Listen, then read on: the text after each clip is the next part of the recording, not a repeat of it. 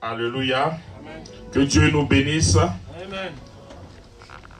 Alors, nous vivons des moments très difficiles au niveau de la France avec tous les mouvements sociaux. Alléluia. Amen. Voilà pourquoi il faut que les enfants de Dieu soient indépendants. Alléluia. Amen. Les enfants de Dieu doivent être indépendants. Vous voyez, le contrôle qui se passe dans ce monde, c'est le contrôle des masses. Alléluia. C'est la bataille pour le contrôle des masses.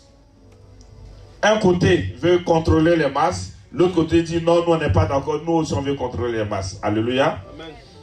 Quand je vois l'église de nos jours, je me demande au moment de la tribulation, comment ça va se passer. Alléluia. Amen. Parce que pour le moment, nous ne sommes pas sous la tribulation, mais on constate même que des enfants de Dieu pour se déplacer, même pour venir à l'église, c'est difficile. Parce qu'il n'y a pas de transport. Alléluia. Parce que certains partis qui veulent contrôler les masses ont décidé comme ça. Alléluia. Les enfants de Dieu ne sont pas indépendants. Vous savez, pendant la tribulation, ça sera pire que maintenant. Alléluia. Si actuellement, tu ne peux même pas te déplacer, c'est que tu n'es pas indépendant pour te déplacer pour aller à l'église, c'est pas pendant la tribulation où tu seras contrôlé, où on va dire, même pour se promener avec la Bible, ça sera difficile que tu pourras venir à l'église. Amen. Alléluia. Il faut que les enfants de Dieu comprennent une chose. L'église a besoin d'être indépendant. Surtout les enfants de Dieu. Alléluia. Voilà pourquoi j'exhorte les frères et sœurs à entreprendre. Parce que c'est très important. Aujourd'hui, 90% des enfants de Dieu dépendent de d'autres personnes. Ce n'est pas la volonté de Dieu. Alléluia. Amen. Ce n'est pas la volonté de Dieu que toi tu dépends de quelqu'un qui ne le connaît pas, lui le grand Dieu. Les gens doivent dépendre de toi. Alléluia. Les gens doivent dépendre de toi. Et je demande qu'il faut que chaque enfant de Dieu puisse avoir une grande vision d'indépendance personnelle d'abord. Ça commence par les petites choses. Alléluia. Les moyens de déplacement. Alléluia. Tu dois être déplacé, tu dois avoir ta voiture. Pour pouvoir te déplacer, tu n'as pas besoin d'attendre quelqu'un qui dit qu'aujourd'hui c'est fermé, on ne peut pas se déplacer. Alléluia. C'est pas normal que les enfants de Dieu soient tributaires d'un système. Le système qui a été mis en place dans le monde a été érigé en contradiction avec la volonté de Dieu. Amen. Alléluia. J'ai dit on prêche beaucoup sur la fin des temps. Mais je vous dis tout le temps, on ne prêche pas des solutions. Comment les enfants de Dieu doivent vivre pendant ce moment? Quelles sont les dispositions qu'il faut prendre dès maintenant afin que pendant la grande tribulation, nous pourrons nous en sortir? Est-ce que tu vas demander, lorsqu'on va demander à ce que tout le monde puisse avoir une puce pour pouvoir être immatriculé, pour pouvoir acheter et vendre, peut-être une fois demandé, comment tu feras pour pouvoir vivre? Parce qu'effectivement, ça vient. Alléluia. Bientôt. Ta sécurité sociale sera dans ton corps. Ta carte bancaire sera dans ton corps. Alléluia. Ta carte Navigo sera dans ton corps. Ta pièce d'identité sera dans ton corps. Alléluia. Puisque la Bible dit que celui qui n'a pas ce signe-là, celui qui n'a pas ça ne pourra pas acheter ni vendre. Mais c'est une réalité. Parce que si ta carte bancaire est dans ton corps, alléluia, tout le système va marcher par rapport à ce qui est dans ton corps. Alléluia. Il faut que l'église commence à prendre des dispositions dès maintenant. Parce qu'il va arriver une époque où ça sera grave. J'observe un peu pendant ce mouvement, pendant cette période, tout ce qui se passe. Et tout le monde est tributaire d'un groupuscule de personnes qui a décidé comme ci, comme ça. Alléluia. C'est pas normal. Il faut que l'église s'organise. Il faut que l'église s'organise. Je constate qu'aujourd'hui, il y a la division totale dans l'église. On ne peut pas mettre en place, c'est-à-dire qu'on ne peut pas être indépendant tant qu'on n'est pas unis. Alléluia. Tant qu'on n'est pas unis, on ne peut pas être indépendant. Et cela passe par l'amour du prochain. Christ nous a donné l'enseignement depuis le début. Il faut que les enfants de Dieu reviennent dans l'amour d'abord. Il faut qu'on soit unis, il faut qu'on soit un, pour mettre en place notre système à nous en tant qu'enfants de Dieu, qui est indépendant du système que le monde veut nous imposer. Alléluia. Et c'est ça. Et ça, tout ça passe aussi par l'entrepreneuriat. Si nous sommes unis, nous allons mettre en place des bases pour demain. Alléluia. Parce qu'on te dit, tu ne peux pas acheter quelque chose si tu n'as pas cette puce. Alléluia. Mais si tu as ton propre supermarché, est-ce que tu es obligé d'être soumis à ce système? Les enfants de Dieu doivent avoir des banques aussi. Alléluia. Les enfants de Dieu doivent avoir des terres. De telle sorte que tu ne vas pas aller chez quelqu'un qui dit non, moi chez moi, pour pouvoir acheter des maïs ou des choses, il faut avoir la puce. Si les enfants de Dieu ont des terres, on va planter des choses et nous, ça sera dans notre système à nous. On n'a pas besoin d'être soumis à certaines choses. Alléluia. Il faut que les enfants de Dieu se réveillent parce que ça sera grave bientôt. Ça sera très grave. Et si on n'est pas unis, on ne peut pas mettre en place tout ce système-là. Alléluia. On doit le mettre, c'est indispensable parce que celui qui vient et tu seras contrôlé, c'est-à-dire que depuis un bureau, tu seras contrôlé parce que la puce que tu portes sera programmée dans un bureau. Alléluia. C'est la réalité que beaucoup de personnes ne savent pas. Si on peut créditer ta carte bleue depuis un bureau, c'est-à-dire que si on te demande de porter ça, c'est depuis un bureau qu'on active certaines choses dans ton corps. Et ce qu'on active, ça va mettre en place, c'est-à-dire que on peut jouer sur ton adrénaline. On peut booster ton adrénaline. On peut te rendre paresseux, on peut te rendre nerveux. Depuis un bureau, on peut même t'empêcher de venir à l'église. Alléluia. Parce que tu es contrôlé. On peut faire de ce sorte que tu vas devenir un robot, c'est que tu n'as que travailler parce qu'on booste ton adrénaline de telle sorte que tu travailles seulement, tu ne te fatigues pas. Parce que le système va te pousser à travailler comme un malade. Tu vas plus peut-être sentir même la fatigue. Déjà, il y a des produits pour pouvoir nous pousser, pour ne pas qu'on sente la fatigue, n'est-ce pas? Mais qui jouent contre l'organisme humain.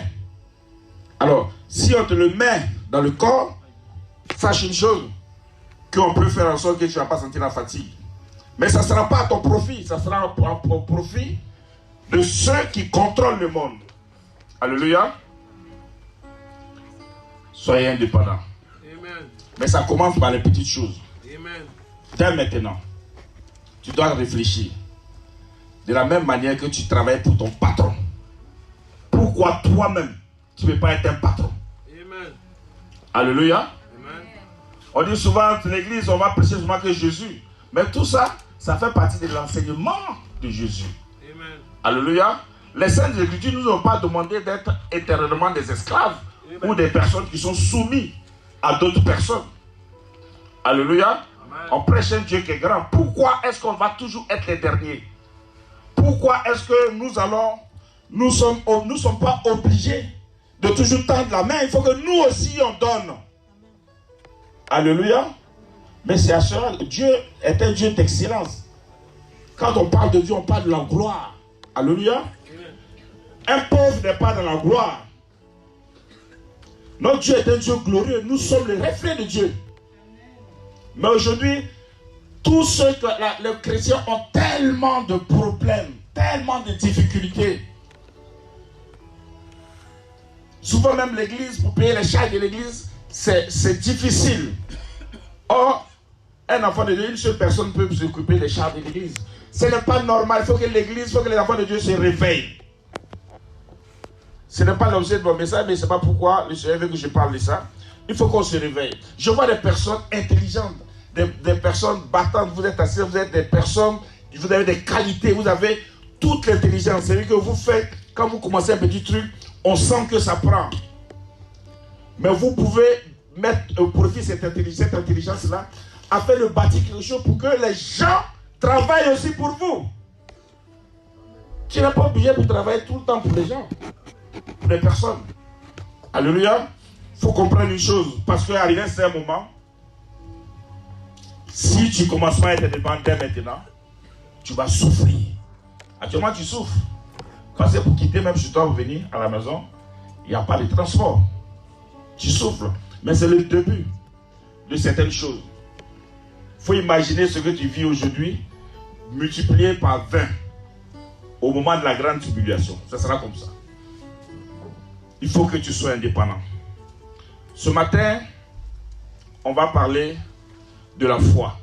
Alléluia. Parce que j'ai eu à donner un enseignement ici, déjà, sur la foi. Mais beaucoup de personnes se demandent, mais tout ce qu'on a dit, c'est pas aussi facile que ça. Alléluia. Nous avons eu des nouveaux baptisés hier. Ils se sont baptisés, ils ont donné désormais leur vie à Jésus. Mais Jésus nous demande, après les avoir baptisés, aussi de les enseigner, afin qu'ils demeurent dans la foi. Alléluia. Afin qu'ils demeurent dans la foi. Car aujourd'hui dans l'église, il y a tellement d'incrédulité. Beaucoup de personnes sont incrédules dans l'église. Beaucoup de personnes ne croient pas. Les personnes sont baptisées, mais ils ne croient pas. Alléluia. Amen. Vous savez, même Jésus, il enseignait à beaucoup de personnes. Même il allait chez lui-même. Mais Jésus n'a pas fait de miracle, même chez lui, à cause du problème de l'incrédulité. Parce que les gens ne croyaient pas. Alléluia. C'est pas parce que Jésus n'a pas la puissance de faire des grands miracles chez lui. Il avait cette puissance. Si Jésus faisait des miracles ailleurs, pourquoi Jésus lui-même n'a pas pu faire des grands miracles? Alléluia. Amen. Sinon, c'est que guérir quelques malades, qu'il a pu guérir des malades. Pourquoi? Parce que les gens ne croyaient pas. Amen. Les gens n'ont pas cru au ministère de Jésus. Voilà pourquoi il dit nul n'est prophète dans sa patrie. Alléluia. Amen. Il en est de même que dans l'église. Le problème de l'église, c'est la foi. Alléluia. Amen. Quand tu donnes ta vie à Jésus, désormais tu es baptisé, tu es dans le royaume de Dieu, mais on te demande maintenant d'avoir la foi. Et c'est cette foi-là qui va te permettre. Et Dieu permet, voilà pourquoi Dieu a permis que dans l'église, il y ait des personnes qui sont chargées d'apporter de l'enseignement. Vous savez, on ne peut pas enseigner un parrain. On peut prêcher un parrain, mais on enseigne les chrétiens. Alléluia. Amen. Parce que si tu enseignes le païen, il ne va rien comprendre. Le païen, tu ne peux que le prêcher. Donc, Jésus prêchait à la foule. Et il enseignait à certaines personnes qui ont compris. Après avoir compris la prédication, qu'on te donne l'enseignement. Afin que tu demeures dans la foi. Afin que tu comprennes certaines choses. Alléluia. Voilà pourquoi dans le livre d'Éphésiens 4, il a dit, il a été donné comme les uns apôtres, les autres comme prophètes, les autres comme évangélistes, les autres comme pasteurs et docteurs, pour le perfectionnement des saints, en vue de l'œuvre du ministère et de l'éducation du corps de Christ. Donc nous sommes chargés de pouvoir bâtir le corps de Christ. C'est-à-dire que ce sont les saints. Quand on parle des saints, c'est vous, les enfants de vous, qui avez accepté Christ. Alléluia. Ce n'est pas quelqu'un qui est mort, qui n'est plus là qu'on parle de saints. Alléluia, comme certaines religions veulent nous faire croire. Un saint, c'est toi qui as accepté Jésus. Alléluia. Amen. Tu es considéré comme un saint désormais. Tu marches avec le Seigneur. Alléluia. Et il dit pour le perfectionnement. Pourquoi perfectionnement? Alléluia. Perfectionnement. Oui, c'est ça, je prononce bien. Pourquoi, quand on parle de perfectionnement, c'est qu'il faut que tu sois parfait. Parce que bien que tu aies donné ta vie à Christ, tu as donné ta vie à Jésus, mais tu n'es pas encore parfait. Alléluia. Amen. Parce que le vieil homme, tu as certaines séquelles, certaines traces du vieil homme encore. Alléluia. Amen. Il faut qu'on réformate totalement ton cerveau, que tu comprennes certaines choses pour que après tu sois parfait. Et lorsque tu vas être parfait, c'est ensemble qu'on va bâtir le corps du Christ. Alléluia. Amen. Parce qu'il y a beaucoup de personnes qu'on baptise. Il y a des personnes qui sont des prophètes, des personnes qui sont des docteurs, des personnes qui sont des pasteurs.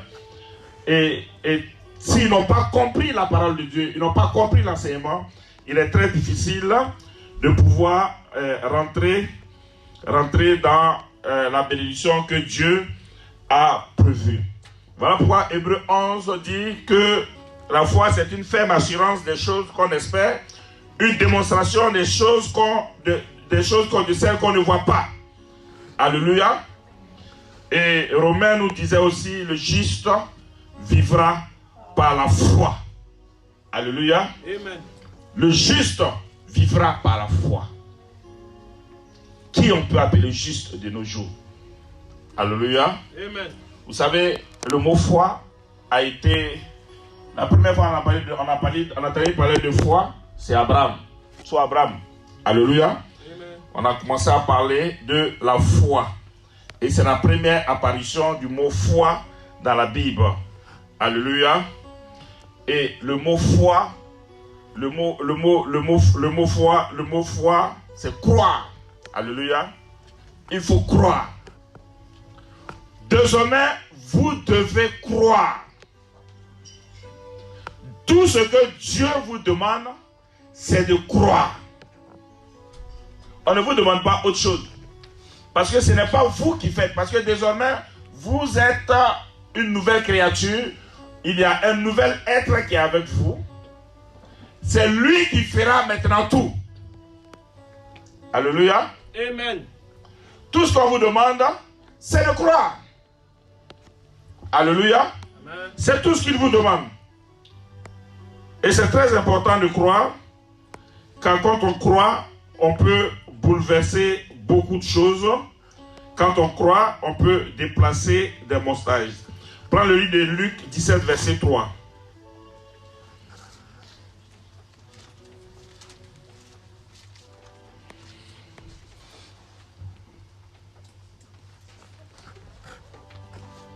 En tant qu'enfant de Dieu,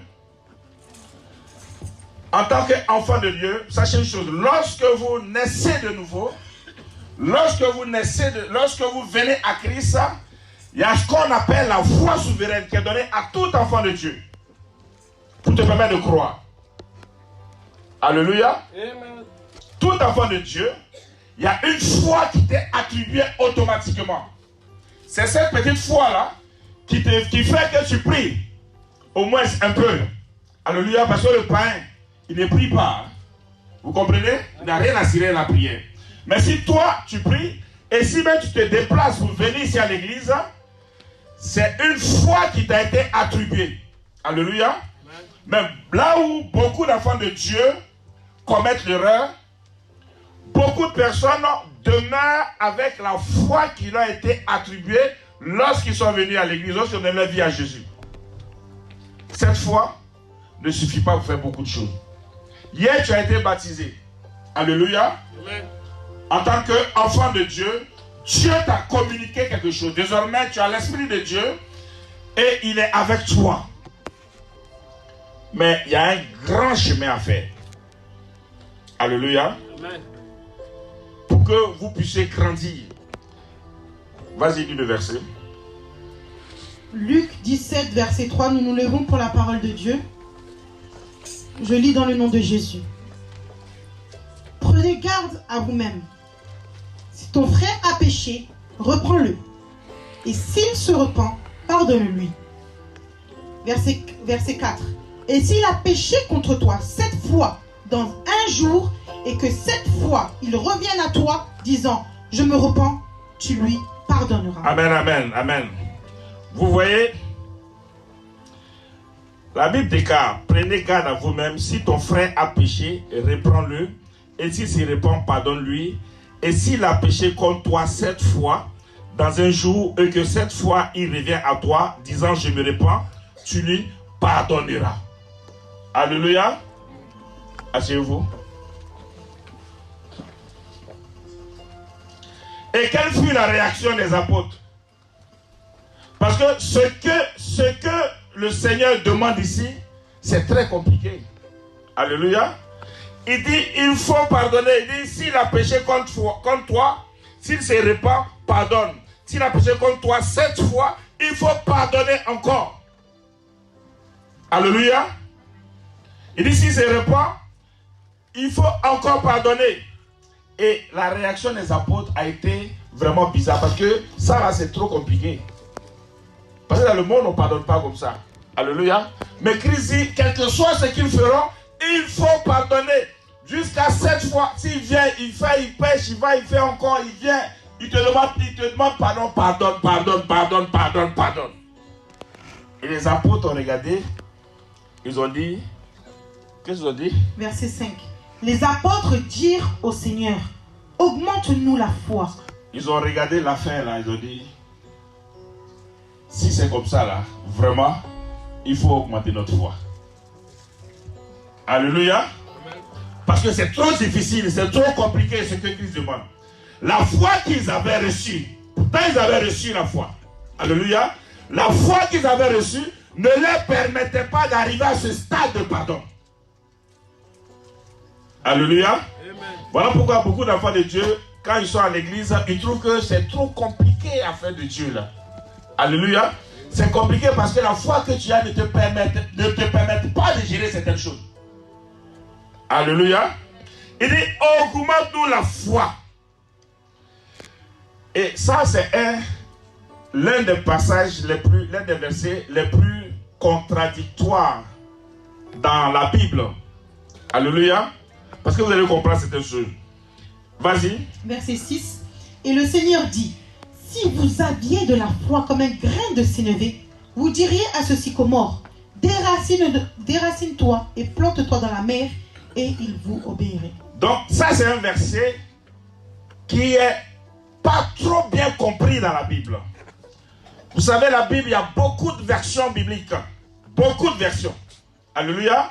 Et quand la Bible a été traduite en plusieurs versions, c'est-à-dire que il y a des versets qui ont été dilués, il y a des versets qui ont perdu complètement leur sens. Alléluia. Donc il dit ici, et le Seigneur dit, si vous aviez de la foi comme un grain de sénévé, vous direz à ce sycomore, déracine-toi et plante-toi dans la mer, et il vous obéira. Donc voici la réponse que Christ donne à Jésus. Alléluia. Quelqu'un qui dit même pour pardonner, il faut chercher à augmenter sa foi. Toi tu dis que si tu as une foi comme un grain de sénévé, tu peux dire au sycomore, déracine-toi et plante-toi ici. Pardon, mais il ne peut pas. C'est sycomore, il peut déraciner. Alléluia. Ça, c'est un verset que beaucoup de théologiens ont essayé d'étudier là-dessus. Et il y a eu beaucoup de recherches qui ont été faites par rapport à ce verset. Alléluia. Amen. Et il y a des versions qui ont été traduites du manuscrit original où ce verset qui signifie, au lieu de dire, si vous aviez la foi comme un grain de sénévé, c'est plutôt, si vous avez la foi qui grandit comme un grain de sénévé. Alléluia. Parce qu'en réalité, il y a ce qu'on appelle la foi souveraine, la foi basique que Dieu attribue à tout enfant de Dieu. Et cette foi maintenant doit grandir. Alléluia.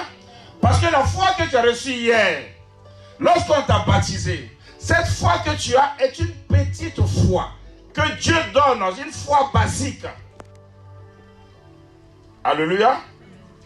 Et cette foi-là ne te permet pas de faire certaines choses.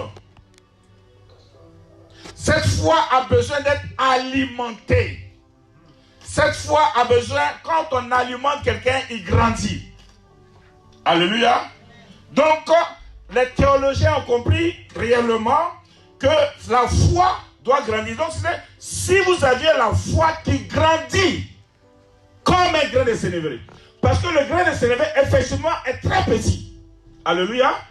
Et lorsque ce grain grandit, ce qui était très petit, il grandit, il devient immense. Alléluia. Il devient immense. Donc voici les enfants de Dieu. Les enfants de Dieu font l'espérance de l'échec. Les enfants de Dieu font l'espérance du découragement devant certaines situations, étant chrétiens, pour la simple raison qu'ils sont venus à l'église, ils ont été baptisés et ils ont demeuré avec la foi souveraine, qui est une foi basique. Beaucoup n'ont pas alimenté cette foi, afin que cette foi grandisse.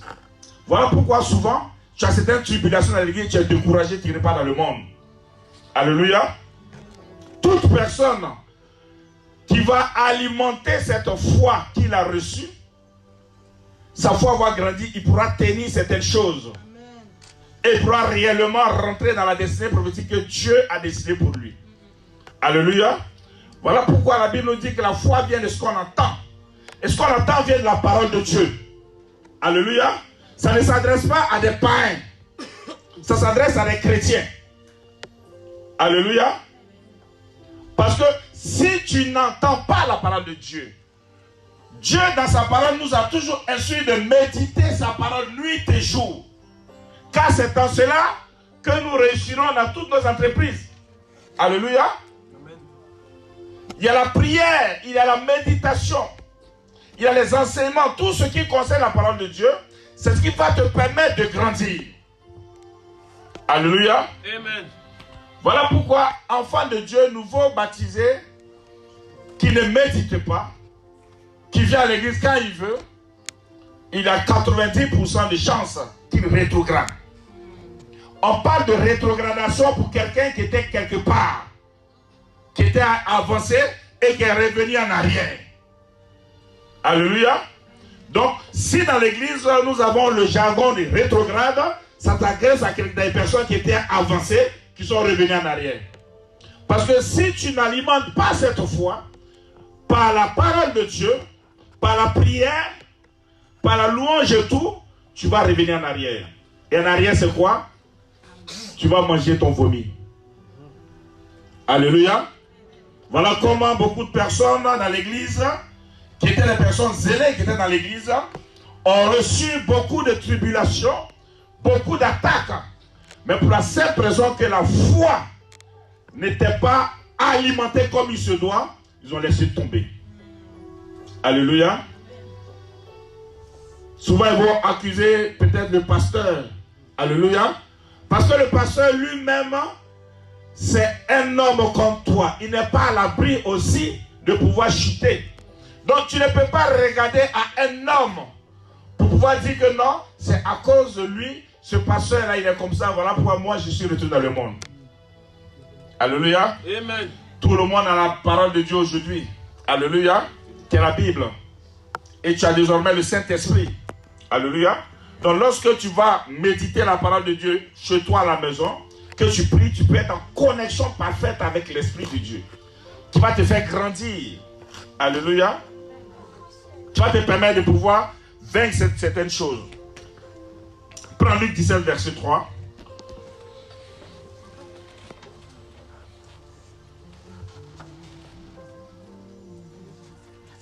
On a déjà lu ça, pardon. Marc 11, verset 22. Voici un autre verset encore dont je vais vous expliquer pour que vous ayez la compréhension de tout ce que je suis en train de dire.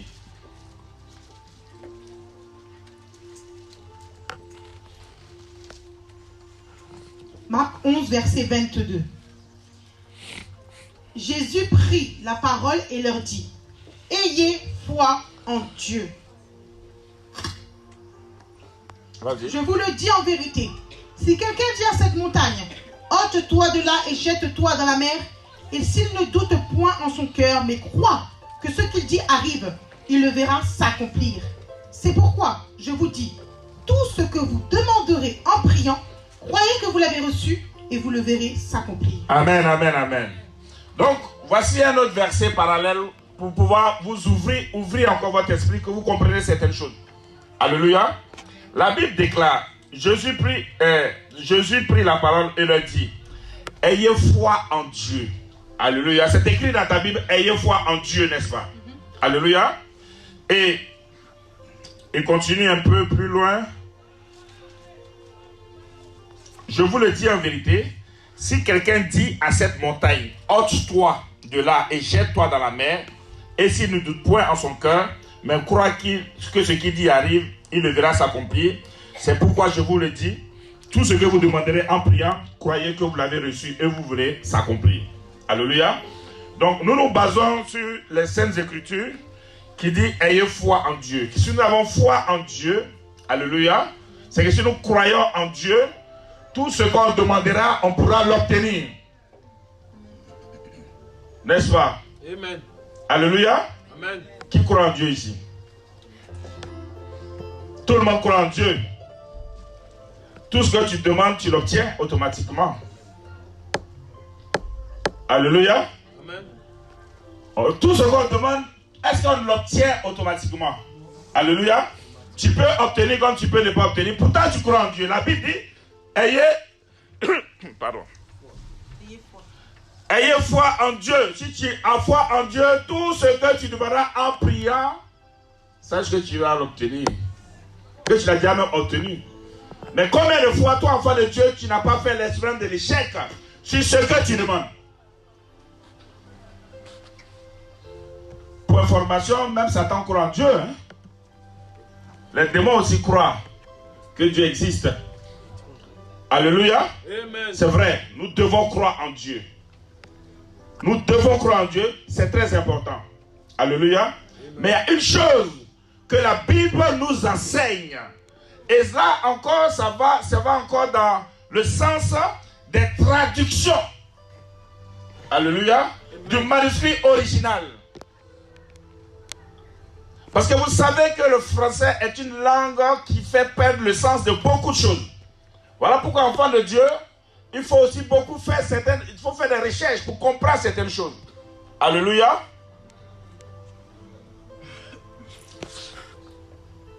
Le fait que tu fais des choses et puis tu n'obtiens pas. Vous voyez Jésus? Tout ce que Jésus disait en priant, il obtenait. N'est-ce pas? Amen. Tout ce que Jésus... Mais pourquoi Jésus, il prie, il demande et puis il obtient, et toi tu pries, tu demandes et tu n'obtiens pas? Tu peux obtenir d'autres, mais il y a d'autres que tu n'obtiens pas. Alléluia. Pourtant, ce n'est pas mauvais. Souvent même, tu peux prier même pour quelqu'un qui sait qu'il a des difficultés, mais ça ne change pas. Alléluia. Amen. En réalité, le livre de Marc 11, 22, qui dit « Ayez foi en Dieu ». La traduction a été faite de telle sorte qu'on dit « Ayez foi en Dieu ». Sinon, le manuscrit original nous dit « Ayez la foi de Dieu ». C'est la foi de Dieu. Lorsque tu auras la foi de Dieu comme Jésus, que tout ce que tu diras s'accomplit. Alléluia. Ayez la foi de Dieu. Et c'est cette foi-là qui va te permettre de déplacer des montagnes. Jésus parlait à la mer exécutait. Jésus avait cette capacité de pouvoir dire tout ce qu'il voulait. Et ça s'accomplissait parce que Jésus avait la foi de Dieu. Et nous pouvons aussi avoir cette foi. C'est à cela que Jésus veut qu'on arrive. Parce que la foi doit grandir. Alléluia. Voilà pourquoi Jésus se retirait régulièrement et il priait Dieu dans les montagnes pendant 40 jours. Il jeûnait, il priait. Tout ça, c'était pour pouvoir grandir. Alléluia. C'est la foi de Dieu qui te permet de déplacer certaines choses, de fonctionner à une dimension supérieure. Parce qu'aujourd'hui, tu crois en Dieu. Tu crois en Dieu. Mais tu ne peux pas déplacer. Même ça, ce petit truc-là, cette chair-là, tu ne peux pas déplacer. Alléluia. Amen. Tu ne peux pas déplacer. Souvent, tu vas postuler. Tu jeûnes, tu pries, tu jeûnes, tu pries. Et tu t'en vas. Et tu fais l'échec. Alléluia. Tu vas dire que non, ce n'était pas la volonté de Dieu. Tu vas dire que ce n'était pas la volonté de Dieu. Que voilà pourquoi tu n'as pas eu ce boulot-là. Souvent, Dieu voulait que tu aies ce boulot, mais tu n'as pas eu. Alléluia. Tu vas dire que ce n'est pas la volonté de Dieu et puis tu vas souffrir pendant 3 ans. Tu penses que Dieu veut voir son enfant en train de souffrir? Non. Moi, je ne connais pas un père sur la terre qui voit son enfant souffrir de telle manière qu'il peut même chercher à se suicider. Alléluia. Il faut qu'on ait la foi de Dieu. Voilà pourquoi la foi doit grandir. La foi doit grandir afin que tu aies la foi de Dieu qui va te permettre de pouvoir opérer dans une certaine dimension. Très important. Alléluia. C'est très important. Vous voyez dans le manuscrit, la version latine dit, la foi de Dieu, c'est abete fitem Dei. Abete fitem Dei. Alléluia. Et en grec, c'est echete episipteu. Alléluia. Parce que vous savez que la Bible a été traduite dans plusieurs versions et au fur et à mesure, il y a des passages qui sont dilués. Le monde francophone a un problème de foi, souvent à cause de la traduction. Alléluia. Pourquoi les anglophones, le plus souvent, nous constatons que les anglophones manifestent plus la foi par rapport à nous, les francophones. Souvent à cause des traductions. Alléluia. Il y a des traductions qui font que tu peux te dire, la Bible dit, si j'ai la foi comme un grain de sénévré, je vais déplacer les montagnes, je vais faire des choses. Donc toi, tu t'es basé sur cette traduction et tu as des problèmes. Or, tu as une petite foi. Alléluia. Depuis quand un enfant peut soulever un gros poids? Alléluia. Mon fils qui est là, il ne peut pas soulever ça, c'est trop lourd pour lui. Alléluia. Amen. Mais toi, tu peux soulever. Tu peux soulever ce poids. Pourquoi? Alléluia. Pourquoi? Parce que tu as grandi. Tu as la force. Mais lui, il ne peut pas. Or, toi, tu viens de naître de nouveau. Depuis qu'un bébé peut soulever un poids, il faut comprendre les choses de ce monde avant de comprendre les choses spirituelles. Alléluia. Tu es encore, voilà pourquoi on dit enfant spirituel. Tu es encore enfant. Alléluia. Et il y a certaines dimensions que tu ne peux pas opérer. C'est une réalité parce que ta foi est encore petite. Tu as besoin de grandir dans la foi. Alléluia. Petite foi, je dis tout à ici, petite foi réalise petites choses. Grande foi réalise grandes choses. Amen. Alléluia. Amen. Petite foi, tu peux réaliser des petites choses. Si tu as grande foi, tu vas réaliser des grandes choses. Jésus avait une grande foi. Et il a dit, nous pouvons faire ce qu'il fait. Amen.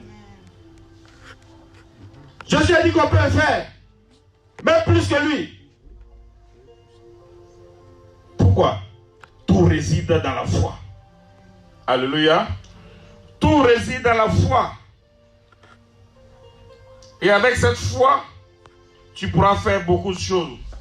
Jérémie 1,12 disait, je soutiens ma parole afin qu'elle s'accomplisse. Dieu dit, il soutient sa parole afin qu'elle s'accomplisse. Alléluia. Amen. Alors si toi, en tant qu'enfant de Dieu, tu poses certains actes par rapport à la parole de Dieu, mais tu ne réussis pas, tu ne peux pas dire que Dieu est un menteur. Vous comprenez? Dieu a dit, il soutient sa parole pour qu'elle s'accomplisse. Or toi, tu as lu, comme tu as une foi, un grain de sénévé qui est petit. Le grain de sénévé est petit, tu peux déraciner des choses. Toi, tu as enregistré ça pareil et tu fonctionnes pareillement. Tu ne cherches pas à grandir dans la foi. Tu restes à ce stade et tu fais des choses, ça ne réussit pas. Tu dis la parole de Dieu ment. Non, Dieu dit il soutient sa parole pour qu'elle s'accomplisse. Si ça ne s'est pas accompli, c'est parce que ta foi a demeuré telle que tu es venu dans l'église. Amen. Il va falloir grandir. Alléluia. Amen. L'enfant qui vient de naître en tant que nouveau baptisé, vous êtes encore, c'est là quand on parle de nouvelle naissance, on parle d'un enfant qui vient de naître. Alléluia.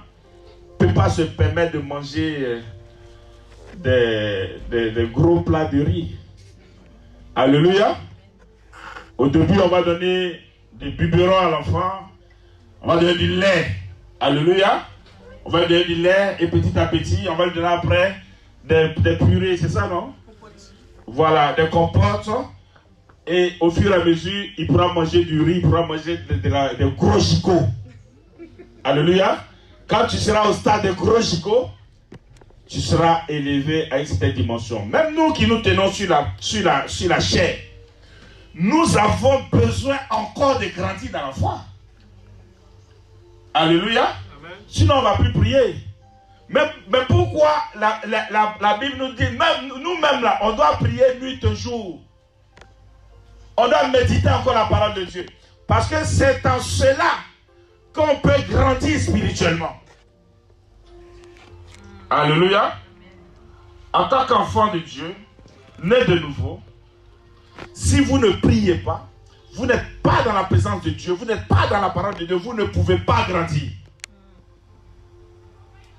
Vous allez même, un enfant qui décide de ne plus s'alimenter, qu'est-ce qui se passe? Il meurt. Ce qu'on appelle la mort spirituelle. Alléluia. Si vous ne méditez pas la parole de Dieu, si vous ne mangez pas réellement cette nourriture que Dieu nous a donnée, parce que la nourriture de l'esprit, c'est sa parole. Celui que tu as reçu, il y a une seule chose qu'il connaît, sa parole. Parce que désormais, tu es avec quelqu'un, tu es né de nous, tu es une nouvelle créature.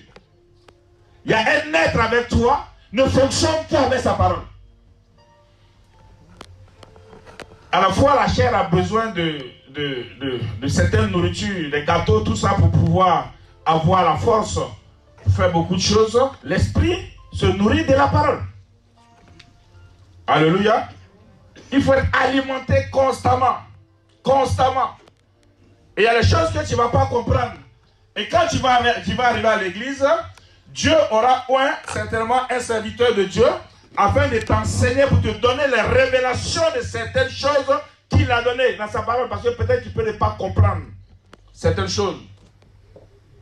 Voilà pourquoi dans l'église, il a dit qu'il appelait d'autres apôtres, il appelait d'autres prophètes, il appelait d'autres docteurs pour enseigner. Alléluia. Amen. Et c'est très important. Voilà pourquoi il faut venir à l'église. Deux choses. On va communier ensemble. Alléluia. Et puis recevoir aussi des enseignants. Parce qu'on t'a prêché. L'évangéliste t'a prêché. Tu as entendu la voix de Dieu dans le monde. Et tu as aimé.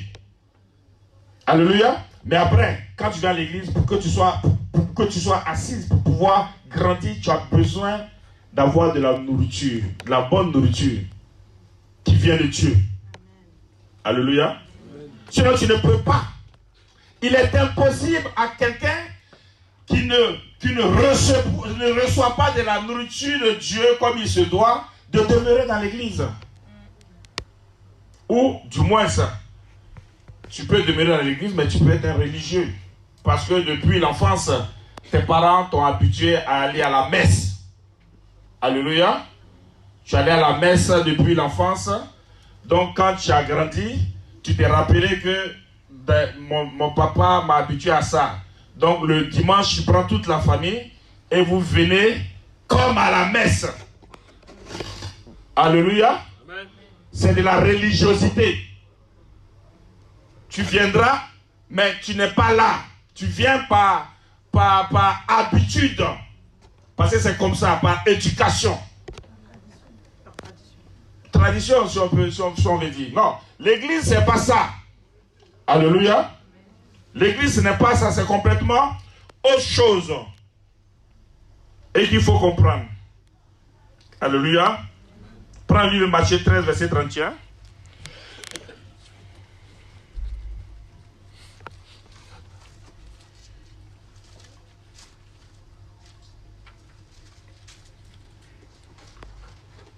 C'est un autre verset qui parle aussi de ce grain de sénévé. Pourquoi vous comprenez que le grain de sénévé dont on parlait au départ, On parle d'une croissance. On parle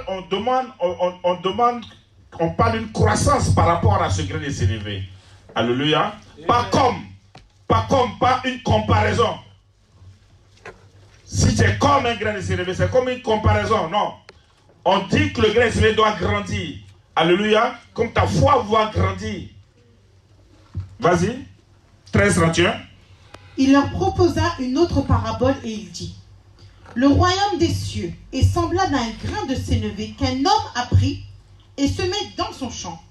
C'est la plus petite de toutes les semences, mais quand il a poussé, il est plus grand que les légumes et devient un arbre, de sorte que les oiseaux du ciel viennent habiter dans ses branches. Amen. Vous voyez, le grain de sénévé qui était très petit, il a grandi, et tous les oiseaux viennent même s'abriter. Il a même des mêmes que toi, enfant de Dieu. Tu es très petit actuellement, ta foi est petite. Mais lorsque tu vas alimenter cette foi-là avec la parole de Dieu, tu vas grandir. Tu vas grandir. De telle sorte que dans ta famille même, tout le monde va venir s'agripper à toi. Amen. C'est-à-dire que tu seras maintenant grand spirituellement. Tu vas connaître beaucoup de choses. Et par toi, beaucoup d'âmes seront gagnées dans ce monde. Amen. Alléluia. Amen. Beaucoup d'enfants de Dieu sont dans l'église, mais qui n'évangélisent pas, ils ne parlent pas de Dieu parce qu'ils ont une petite foi en quoi? Ils ne croient pas. Alléluia. Si tu ne crois pas, tu ne vas pas évangéliser quelqu'un. Beaucoup de personnes ne peuvent pas parler de Jésus parce qu'eux-mêmes là, ils ne croient pas. Or, quand on parle de croire, on parle de foi. Parce qu'ils n'ont pas la foi. Alléluia. Amen. Si tu as la foi, si tu crois que Christ a payé le prix pour toi et que désormais tu es sauvé, si tu crois réellement dans ton cœur, tu vas aller voir vers ton frère qui est dans la perdition pour dire: mon frère, il y a une affaire là. Ce que tu es en train de faire là, tu vas aller en enfer. Il faut venir. De toute façon, j'ai été sauvé là. Tu vas être sauvé aussi. Tu vas tout faire. Quand tu vas l'appeler, il va dire: oh, laisse-moi tomber, je dois aller faire mes 400 coups. Mais tu vas insister. Tu vas être derrière la personne. Tu vas insister tout le temps. Tu vas prier pour la personne. Afin que cette personne soit touchée. Afin que cette personne aussi soit sauvée comme toi. Notre mission en tant qu'enfant de Dieu, c'est de gagner les âmes. Alléluia. Afin qu'ils ne se perdent pas. Moi, mon souci, je ne veux pas que quand Christ va arriver, il y ait seulement qu'un minuscule de personnes qui sont sauvées. Le but, que beaucoup soient sauvés. Parce que désormais, tu sais la vérité. Tu sais ce qui se passe. Alléluia. Tu sais que le diable est en train d'envoyer les enfants de Dieu dans la perdition. Donc ton souci, c'est de faire en sorte qu'ils soient sauvés. Amen. Alléluia. Amen. Tu as donné, tu es né de nouveau hier. Désormais, tu as une grande mission. Certainement, tu as un appel pour pouvoir peut-être bouleverser les nations. Mais sache une chose, que en tant qu'enfant de Dieu, tu auras aussi déclaré la guerre avec le monde des ténèbres. C'est cette partie, il faut que vous preniez conscience en tant qu'enfant de Dieu. Parce que désormais, on te voit comme un traître. On te voit comme l'homme à abattre. On te voit comme l'ennemi juré. Parce que tu as décidé de faire alliance avec l'adversaire. Son adversaire, c'est Jésus. Tu pourras même être persécuté. Tu seras surpris d'être persécuté, même dans ta maison. Alléluia. Mais Jésus a prévu ça. Voilà pourquoi il a dit: l'homme aura pour ennemi les gens de sa maison. Ce n'est pas en vain. J'ai déjà donné l'enseignement par rapport à ça. Si dans ta maison déjà, ta famille appartient à Christ, tu as tout gagné. Or, si dans ta famille, on adore encore des fétiches, tu auras déclaré la guerre aux fétiches de ta famille. Alléluia. Tu seras persécuté. Tu ne vas pas comprendre parce que tu as déclaré la guerre. C'est une réalité. Parce que Satan ne veut pas perdre les familles. Les familles, c'est un enjeu stratégique pour les puissants des ténèbres, pour le contrôle de ce monde. Alléluia. Amen. Donc il sait qu'à cause de toi, tu viens la lumière dans les ténèbres. Parce que ta famille est dans les ténèbres. Et toi, tu viens la lumière. Or, la lumière et les ténèbres ne peuvent pas cohabiter. Donc, à cause de toi, il va perdre beaucoup de personnes dans la famille. Satan n'est pas content. Ceux qui veillent sur les alliances de ta famille aussi ne seront pas contents. Tu seras systématiquement la cible à abattre. Voilà pourquoi, quand tu vas venir ici, nous, on va te dire, prie nuit et jour. On va te dire, il faut jeûner. Tu ne vas pas te rebeller. On va te dire de prier. On va te dire, désormais, c'est par toi. Tu vas renverser les autels dans ta famille. Alléluia. Parce que désormais, tu as la vie en toi. Et cette vie-là doit être communiquée. Vous voyez, les ténèbres étaient dans ce monde. Quand il y a eu l'avènement du péché, les ténèbres ont pris le contrôle du monde. Alléluia. Et Jésus est venu. Et la Bible nous dit, quand la parole est arrivée, dans la parole, il y avait la vie. Et la vie était la lumière du monde. Alléluia. Amen. Et c'est cette lumière-là qui doit se propager sur toute la terre. Afin que beaucoup de personnes aient la vie aussi pour qu'ils soient sauvés. Parce que si tu n'as pas la vie, tu ne seras pas sauvé. Alléluia. Amen. Et c'est ta mission principale en tant que nouveau baptisé. C'est vrai, tu seras combattu. Toutes les réclamations vont commencer à s'élever. Beaucoup de chrétiens, beaucoup d'enfants de Dieu sont chrétiens et ils vivent des réclamations de la famille. Je vais vous donner l'enseignement là-dessus, mais peut-être beaucoup de personnes n'ont pas compris ce système. Alléluia. Je parlais à un frère qui aime Jésus, mais ses parents étaient des maîtres dans l'occultisme, de la franc-maçonnerie. Alléluia. Je lui donne les conseils hier. Mais il ne comprend pas ce qui se passe dans sa vie. Pourtant, il aime Dieu, il prie. Il fait tout. Il prie. Je lui dis, tu as un problème. Parce que ta famille n'a connu que le diable. Et toi, tu viens, c'est-à-dire que tu viens bouleverser tous leurs plans. Mais tu oublies que tu es la sémence de ton père et de ta mère. Alléluia. Et ce qui était dans ton père, c'est ce qui était dans ton père qui t'a conçu, toi. Tu as donné ta vie à Jésus, ton esprit a été régénéré, tu as été sauvé. Mais quand on parle dans tes gènes, il y a un problème. Quand on parle de gènes, on parle de génération. Alléluia. Amen. Il va falloir que tu passes à un certain stade de nettoyer ce qui se trouve dans tes gènes qui ne sont pas de Dieu. Beaucoup d'enfants de Dieu, voici le point principal de notre problème. Je donnais l'enseignement sur le sang ici, mais les gens, j'ai vu que beaucoup de personnes ne m'ont même pas, sont pas venus me voir pour que je leur donne l'ordonnance. Alléluia. Il va falloir, parce que c'est que ton sang est malade. Il faut purifier, il faut laver. Jésus a racheté. Et nous avons un remède. Mais le remède là, ça ne se prend pas comme ça aussi. Alléluia. Quand tu vas chez le médecin, il te prescrit des ordonnances, n'est-ce pas? Il te donne les médicaments pour prendre.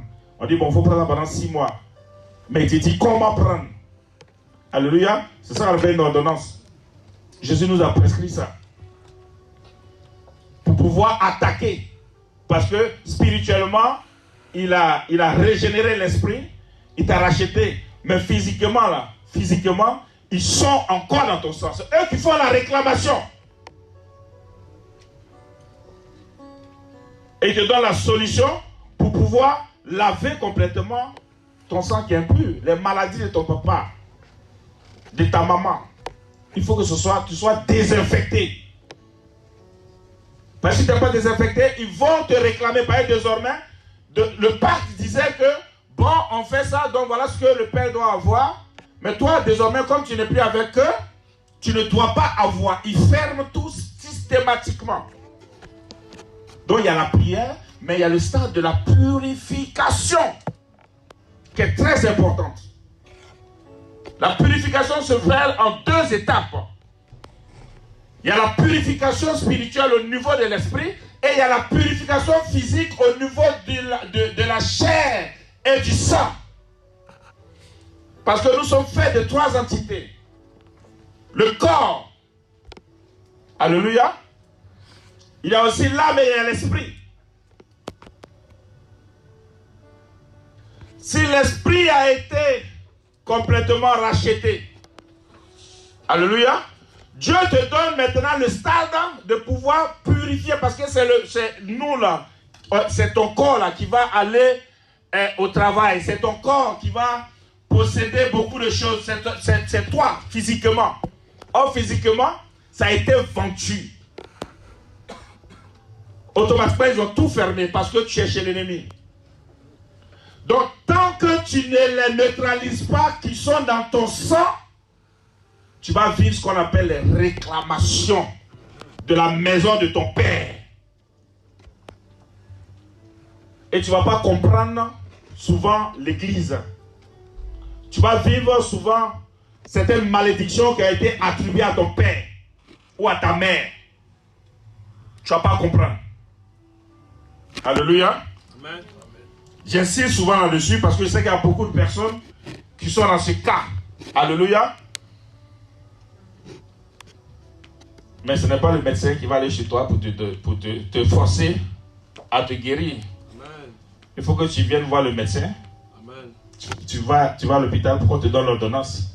Amen. Alléluia. Amen. Alléluia. Amen. Sinon, tu vas vivre une vie chrétienne de déception. Tu ne vas rien comprendre. Alléluia. Amen. Il est très important de briser, de nettoyer. Pourquoi Christ nous dit, pourquoi on nous parle de purification? Alléluia. Amen. Désormais, tu as reconnu tes péchés, tu t'es confessé et tout. Donc, il est juste et fidèle maintenant que tu passes à la purification. Dieu va maintenant te purifier. Alléluia. Amen. Si tu penses être aussi propre que ça, pourquoi tu te laves régulièrement? Alléluia. Amen. L'homme a besoin de se laver. Il y a des marques spirituelles de mise sur toi. Tu vas quelque part, on te rejette. Il y a des odeurs. Amen. Tu transportes des odeurs. Amen. Pourtant, étant chrétienne, il y a des personnes qui sont nées de nouveau, qui sont dans l'église, mais quand ils arrivent, personne ne sent l'odeur, mais nous, on sent l'odeur. Tu transportes une odeur de rejet. Alléluia. Amen. Pourtant, tu es né de nouveau.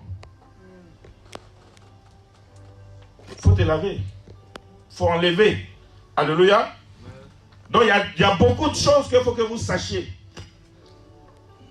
Et plus vous allez grandir, plus beaucoup de liens aussi vont se briser parce que vous allez être dans la prière. Parce que certainement, vous avez été liés. Jésus va vous délier. Et la prière maintenant qui va te permettre de grandir, va te permettre de pouvoir déplacer des montagnes. Alléluia. Lui, ils te combattront. s'ils ne te combattent pas, c'est que toi-même tu as un problème. C'est que tu es encore avec eux. Tu as déjà vu qu'il y a un ennemi qu'on ne combat pas. Amen. Ils te combattront, oui, mais ils ne te vaincront pas. Amen. Vous savez combien de fois le diable cherche à nous tuer, nous qui prêchons la parole de Dieu? Vérité. Si tu savais ça, peut-être même tu seras traumatisé. Mais il ne réussit pas à ta voix. Parce que ta vie est désormais cachée entre tes mains du Seigneur. Mais il y a une chose qu'ils ont l'influence là-dessus encore. Ce qui est dans le monde. Amen. Parce qu'ils contrôlent. Ils te ferment les portes systématiquement. Quand tu poursuis, tu dois aller quelque part. Quand il suffit que tu parles, comme il n'a pas été complètement désinfecté dans le sang, automatiquement, il reçoit l'information parce qu'il est dans le sang. Il reçoit l'information. Et tout le monde est mis en éveil pour aller fermer la porte, là où tu vas. Parce qu'il est dans le sang. Alléluia. Voilà pourquoi il faut l'exterminer complètement. Afin de vivre une vie, vraiment une bonne vie, telle que Dieu nous le demande. J'en ai vu beaucoup de choses dans ma modeste vie sacerdotale. J'ai vu des chrétiens qui ont plus de 15 ans de conversion. Et quand on prie pour eux, c'est les démons qui sont dans le village qui parlent dans la bouche. Comment tu peux expliquer ça? Pourtant la personne est née de nouveau. Alléluia. Amen. Et le démon revendique le mariage de la personne. Non, le démon dit non, cette personne, c'est moi, je bloque le mariage depuis combien de temps, je ne veux pas que cette personne se marie. Ce sont des réalités que nous vivons dans l'église. Qu'on voit. Pourtant la personne est née de nouveau. La personne vient à l'église. La personne paie sa dîme. La personne a des charges même dans l'église. Comment vous pouvez expliquer ça? Mais ne vous en faites pas. Si la personne meurt aujourd'hui, la personne sera sauvée. Des mots en train de parler dans sa bouche. Mais si la personne meurt aujourd'hui, la personne sera sauvée. Parce que la personne a été rachetée. Son esprit a été racheté. Mais le démon revendique les choses de ce monde. Les bénédictions de ce monde. Il s'oppose. Où est-ce qu'il parle pour s'opposer? Il est dans le sang. Alléluia. Amen. Il est dans le sang. Parce que le sang est pollué par les mauvais esprits. Voilà pourquoi il y a certaines personnes, il suffit qu'on tende la main sur eux, ils commencent à chose. Il y a un problème dans le sang, il faut traiter. Alléluia. Amen. Nous, on voit des personnes qui ont un avenir glorieux. Il y a des personnes qui sont là, normalement, la place dans laquelle ils doivent être, ce n'est pas cette place-là. Des personnes qui sont intelligentes, qui ont des qualités, vraiment qui doivent être grands dans ce monde. Mais le diable les met comme simple secrétaire. Parce qu'il le contrôle encore. Pourtant la personne vient dans l'église tout le temps. Tu es contrôlé quelque part. Alléluia. Peut-être que c'est de manière générationnelle. C'est-à-dire dans les gènes du père à l'enfant ou de la mère à l'enfant. Mais ça peut être toi-même qui allait infecter ton sang. Parce que sachez que les esprits, je vous dis tout le temps, les démons résident dans le sang. C'est là-bas ils vont s'asseoir. Alléluia. Donc ces côtés, si ces côtés ne sont pas traités, en tant qu'enfant de Dieu, tu vas vivre une vie de déception. Vous avez donné votre vie à Jésus. Et vous avez maintenant été baptisé. Je vous le dis. Parce que, pour que vous preniez sérieusement en compte la parole de Dieu. Vous comprenez? Il faut que vous preniez parce que tout ce que je vous dis, tout est dans la Bible. Hein? Tout est dans la Bible.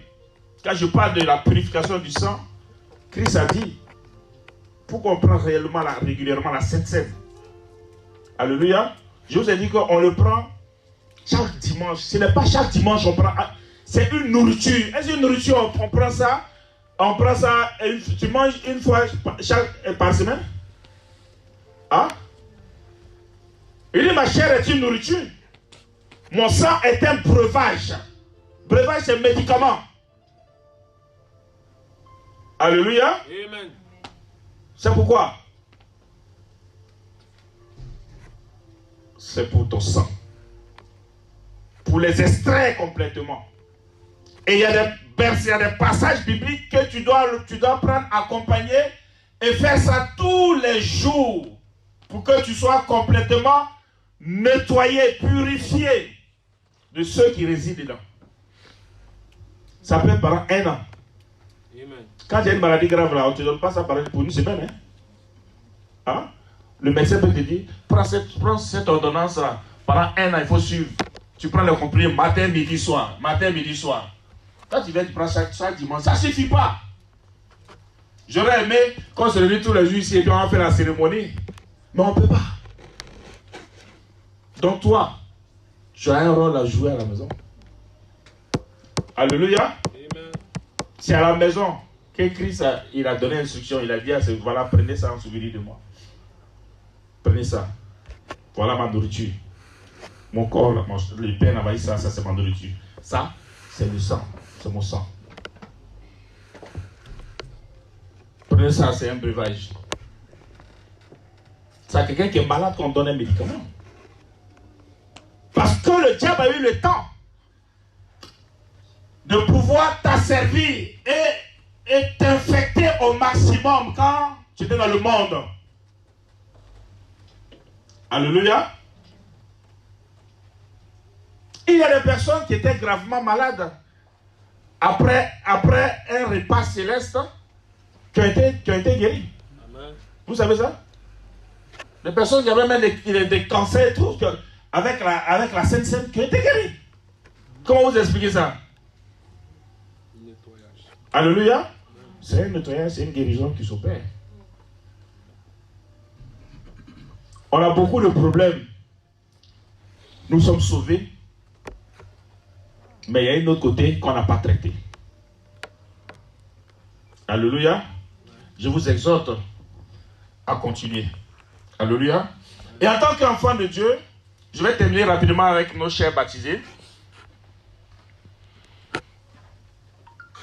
Pour pouvoir transporter les montagnes, pour pouvoir déplacer les montagnes, pour pouvoir grandir réellement dans la foi, 1 Corinthiens 13, 2 nous donne les instructions. Parce que même si tu médites la parole de Dieu, même si tu vas commencer à prophétiser, tu vas commencer à voir certaines choses, mais pour grandir dans la foi et pour pouvoir déplacer les montagnes, voici les instructions. John, ça va? Tu comprends ce que j'ai dit? Mets le petit truc là, que maman aime là.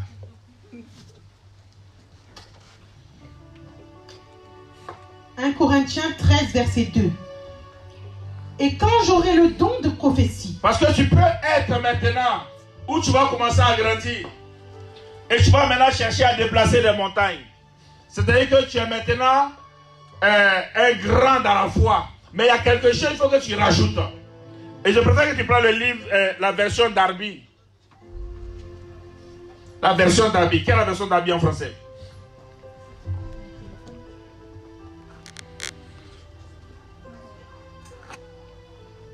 Alléluia.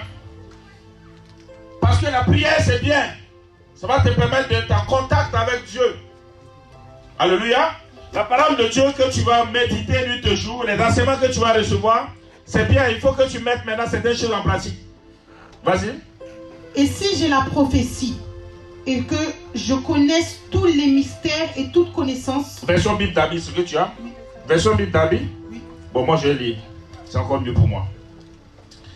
Si je parle la langue des hommes et même celle des anges, mais que je n'ai pas l'amour, je suis un cuivre qui résonne ou une cymbale qui retentit. Tu peux commencer à prophétiser. Tu peux parler en langue, riba, baba. Mais parler en langue là, même les démons parlent en langue, les artistes mondains. Il y a un artiste que je parlais souvent de lui, qui est mort en Côte d'Ivoire. Il parlait en langue. Amen, amen. Alléluia. DJ Arafat. La langue là, c'est la langue des esprits. Amen. Alléluia. Amen. Il y a la langue française, ça existe, non? Il y a le chinois aussi, non? Est-ce que le chinois c'est français? Alléluia. C'est plusieurs peuples. Donc le parler en langue là, c'est comme ça les esprits communiquent. Mais quelle langue tu parles? Alléluia. Les démons parlent la langue. Comme il y a beaucoup de personnes qui ne sont pas nées de nouveau et qui parlent la langue. Quelle langue tu parles? On ne te connaît pas dans une société et puis tu prends les choses de la société. Tu n'es pas encore enregistré. Le patron de la société ne connaît pas. Et tu viens prophétiser. Il y a un problème. Alléluia. Tu es dans une société. Tu travailles au black. Comme je dis hier. Beaucoup de personnes travaillent au black. Ils travaillent pour Jésus, mais ils travaillent au black. Ils ne sont pas enregistrés. Maintenant, vous êtes officiel, vous n'êtes plus au black. Mais il y a beaucoup, je parle pour des personnes qui sont au black. Et puis ils viennent dire, Dieu m'a dit, Dieu m'a dit. Il y a un problème. On ne te connaît même pas, le patron ne te connaît pas et puis tu dis qui t'a parlé. Hein? On vit ça beaucoup dans l'église malheureusement. Vous comprenez? Donc il dit, si je parle les langues des hommes et celles des anges, mais que je n'ai pas l'amour, je suis comme un cuivre qui résonne ou un cymbale qui retentit. L'amour est la base pour ta croissance spirituelle. Si j'ai le don de prophétie, la compréhension de tous les mystères et toute la connaissance, si j'ai même toute la foi jusqu'à transporter les montagnes, mais que je n'ai pas l'amour, je ne suis rien. Et si je distribue tous mes biens aux pauvres, si même je livre mon corps aux flammes, mais que je n'ai pas l'amour, cela ne sert à rien. Tu peux tout faire, ma soeur. Tu peux même venir ici, là, prendre tout ton salaire pour dire, serviteur Boaz, voici mon salaire.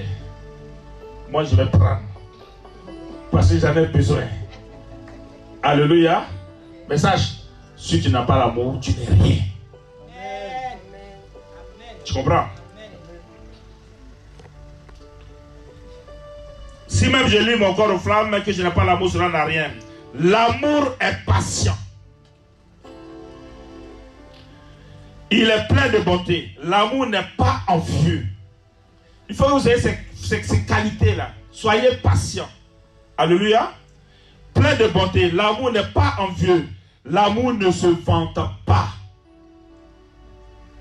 Il ne s'enflamme pas d'orgueil.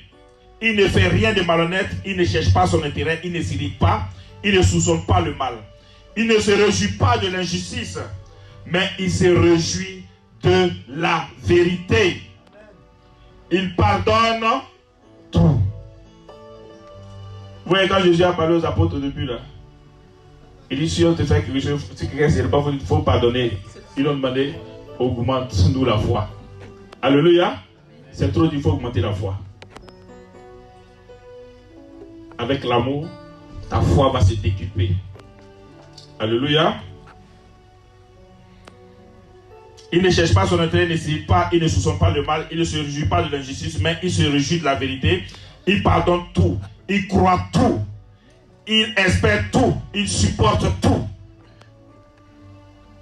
Quitter dans les raisonnements, c'est dans le monde on raisonne. Quand tu donnes ta vie à Jésus, tu deviens comme un bébé.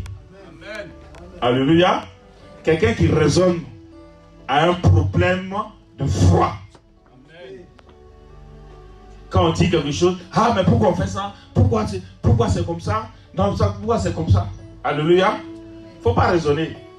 Avec Dieu, on ne cherche pas à comprendre certaines choses. Alléluia. Amen. Parce que Dieu, ce que toi tu vois, lui il voit plus que toi. Alléluia. L'amour ne meurt jamais. Les prophéties disparaîtront, les langues cesseront et la connaissance disparaîtra. Alléluia. Vous devez cultiver ce côté-là. Et l'amour se manifeste en plusieurs sens. Pour ton prochain, tel que Dieu nous demande de le faire, il faut aimer ton prochain. Alléluia. Il faut aussi poser des actes. Désormais, un enfant de Dieu, tu es dans la maison de Dieu, ton souci, ce sont les intérêts de Dieu. Beaucoup de personnes n'ont pas le même intérêt que Dieu. Pourtant, ils sont nés de nouveau. Il faut te soucier des intérêts de Dieu. L'intérêt de Dieu, c'est que des milliers de millions de personnes soient sauvées.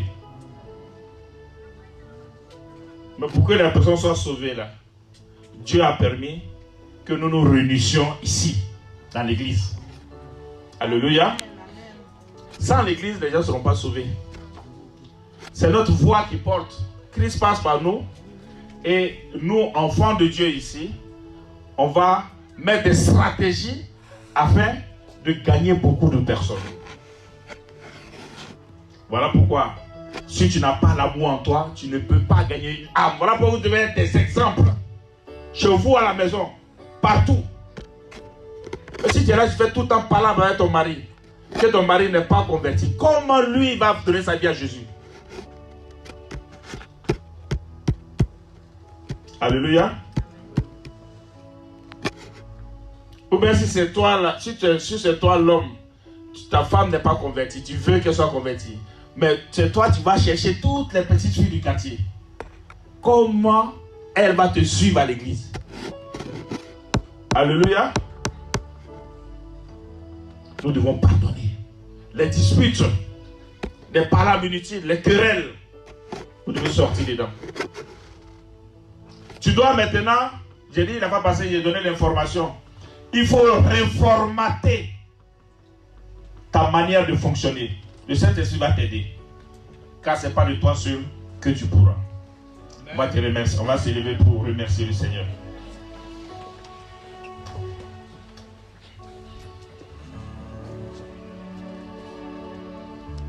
Tu vas prier, tu vas dire au Seigneur,